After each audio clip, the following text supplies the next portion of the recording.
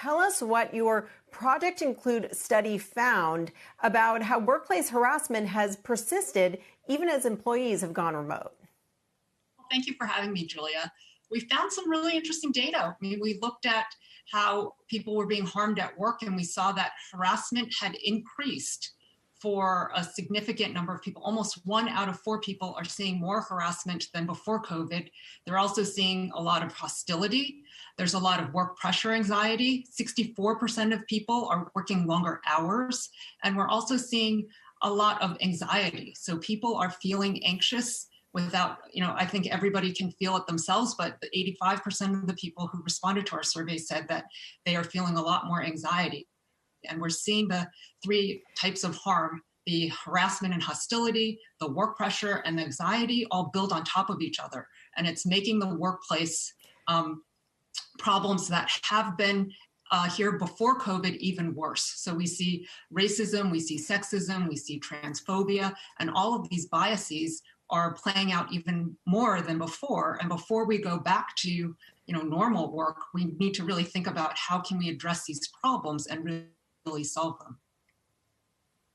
So, Ellen, I mean, obviously this is all very discouraging and dispiriting, but to me, what's most upsetting is this idea that harassment, instead of going away when people are separate from each other, actually gets worse on these digital platforms. With all of that in mind, what's your advice to companies, both to manage it as employees work from home and also as they transition back to offices and into more hybrid environments? It's not an easy solution. I think there are a lot of people who just want to think that everything is fine and we're all going to go back and it's going to be even better than before. People really need to think about changing these problems at their roots. So a big part of it is, we need to talk about racism. We need to talk about sexism. We need to talk about all the biases that are in our workplace. We need to hire people who are from these backgrounds for the very top levels of your company. You need to think about including more people from different backgrounds on your board. We need to think about mental health. Like, this anxiety is a problem that is also part of what's causing the harassment and the hostility as people feel out of control and act out. So thinking about how do we allow people to come to work in different ways, but also to get the time that they need to manage their anxiety. Like these additional work hours, this pressure to be online outside of work, this feeling that managers want people to be available 24/7, it's creating intense anxiety for people. And that anxiety is actually causing damage to our brains. And we need time for our brains to heal. We need breaks. We need real breaks. And we need to feel like we're not under constant need to be working. And that is something that companies need to really focus on. How do we make sure that our employees feel like they are able to do their best work? And it's not about being available. It's about the deliverables that you're actually responsible for. It's not about activity, showing up and being monitored and being surveilled at work to show that you're online. It's really about, what's the quality of the product that you're creating? What's the quality of your work? And we've seen some companies actually implement non-Zoom days, so at least you can get away from the camera and go for a walk. Ellen, I spoke recently to the chief people's officer of a major Bay Area tech company, and she told me that she was actually seeing the opposite, less harassment, more freedom to sort of talk about important social issues. So I wonder, how could she be so at odds? And are there any areas in which you're seeing an improvement due to remote work?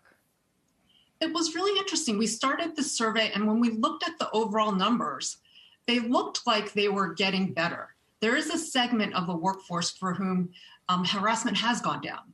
Not being in person has reduced the harassment. But when you look at it from an intersectional approach, when you look at subgroups of people, you'll see that there's actually been an increase for non-binary people and women. So 40% of non-binary people and women are experiencing more harassment, 42% of transgender people. Like you can look at the overall average number, and that may seem like it's getting better, but when you start looking at subgroups of people, you'll see that for certain groups, it's actually increased. So what we did with our report was, instead of looking at overall averages where groups kind of get erased, we looked at subgroups, and we really analyzed and sliced and diced the numbers so that we could see what's happening to different groups of people. And we could also see that race-based hostility had increased. While there was a 10% increase overall, 43% of Black women and non-binary people were experiencing more race-based hostility. So if you look at overall numbers, you lose some of the message. When you look at what's happening to smaller groups from different backgrounds, you see that actually for certain groups it's much worse, and those are the problems that we really need to focus on. Shepard Smith here. Thanks for watching CNBC on YouTube.